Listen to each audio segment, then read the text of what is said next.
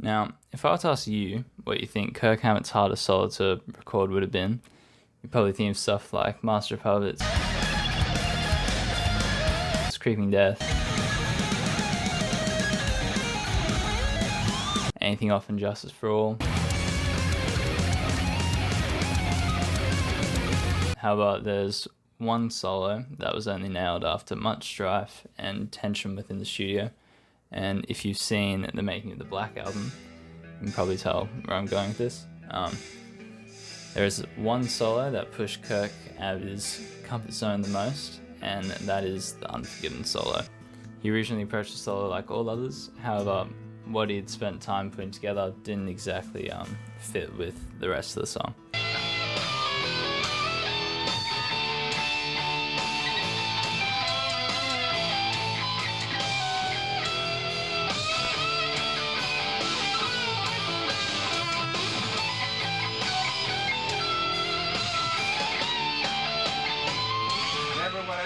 And only after a nice back and forth between KIRK and Bob Rock, KIRK just laid down whatever came to him in the moment, until a few takes later he came out with what ended up on the Unforgiven.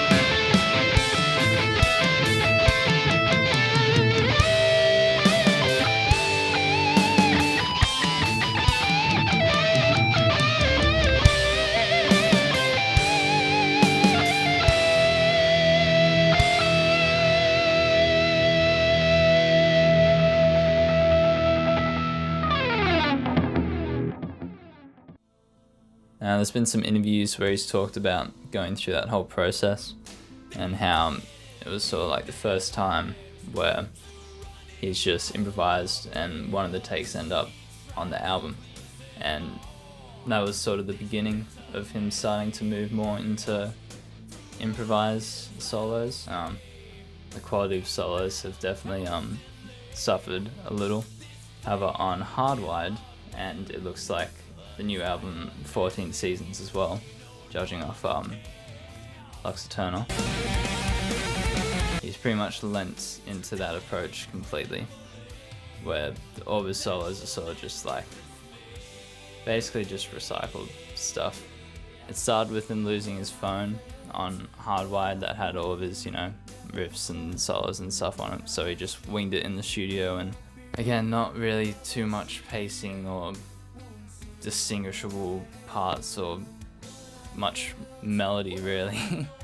So the tension in the studio and having to sort of just wing it for the Unforgiven solo did birth something very iconic. However, it did seem to send KIRK down on a bit of a path of laziness, really. So are the rest of the solos on the new album gonna sound like Luxa Turner? We shall see. But yeah, that was KIRK Hammett's hardest solo to record.